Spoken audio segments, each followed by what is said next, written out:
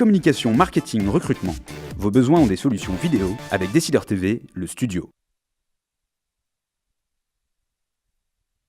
Bonjour à tous et bienvenue dans notre duplex bourse du jeudi 23 janvier 2014. On se connecte comme d'habitude avec la salle des marchés de Bourse Direct et notre expert Guillaume Rozan. Bonjour Guillaume. Bonjour Nicolas. Alors ce matin, la Bourse de Paris est en légère hausse. Les indices PMI ont été publiés dans la zone euro. Ils ont légèrement progressé. Pouvez-vous nous en dire un peu plus ? Oui, alors bon, déjà si on recadre un peu le contexte, on a en Asie Tokyo qui perdait 0,8%, Shanghai qui perdait 0,4%. Voilà, donc le climat était un petit peu incertain ce matin et le CAC 40 a fait une apparition dans le rouge, mais ça n'a pas duré très longtemps. Effectivement, les PMI qui sont tombés en cours de matinée sont plutôt bons en France, en Allemagne, même en Espagne. Maintenant, on a une confirmation de la sortie de la récession. Avec une hausse du PIB de 0,3%. Mais bon, il faut relativiser, hein, même si le PIB annuel est en repli de 1,2%.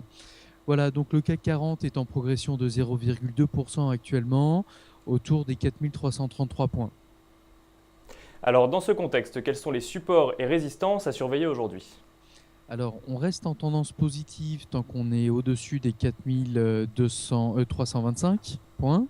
En cas de confirmation, donc on pourra aller voir le plus haut de 2013 qui était de 4356 et pourquoi pas, si cet après-midi les chiffres sont excellents aux États-Unis, voir du 4380 points.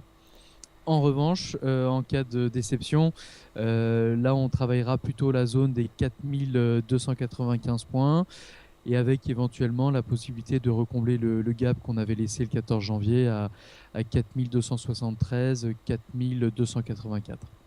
Et on passe maintenant du côté des valeurs. Je crois que vous vouliez nous parler de l'ATCOR.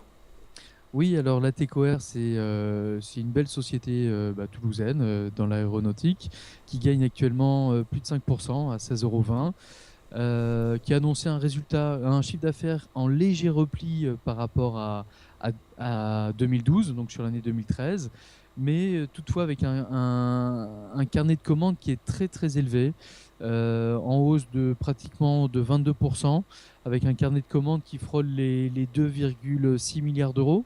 Donc c'est plutôt conséquent pour cette petite société. Voilà, donc ça prouve bien que le secteur de l'aéronautique se porte bien. Donc on aurait pu parler de ADS aussi, bon, on l'a déjà fait plusieurs fois.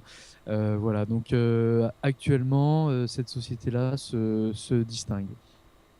Et on se tourne maintenant vers Wall Street. Les investisseurs étaient plutôt indécis hier à la clôture. Après les chiffres en recul d'IBM, on attend plusieurs chiffres aux États-Unis. À quoi peut-on donc s'attendre à l'ouverture cet après-midi ? Alors, 14h30, on aura les nouvelles hebdomadaires concernant les allocations chômage, attendues en hausse à 330 000. À 16h30, on aura la revente des logements avec une hausse attendue de 1%. Voilà. Et puis on aura l'indicateur avancé de la conférence board pour le mois de décembre, attendu en hausse de 0,2%, après une hausse de 0,8%. Voilà. 16h30, les stocks hebdomadaires du pétrole. Bon, en ce moment, on ne le regarde pas trop, mais ça pourrait éventuellement bouger un petit peu.